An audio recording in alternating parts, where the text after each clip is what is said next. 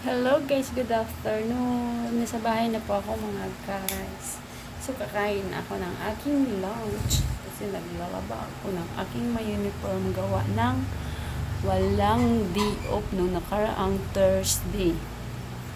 So yung ulam ko mga guys ay easy open. Tcharam! Ayan. Century tuna, spicy.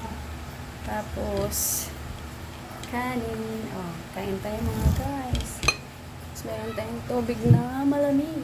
Oh, pwede na yan mga guys. Pantawid gutom na rin yan.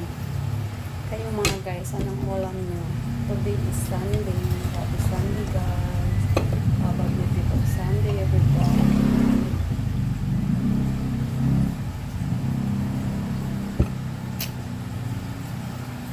Kain tayo. Century tuna para sa tamad na araw dahil tayo ay maglalaba.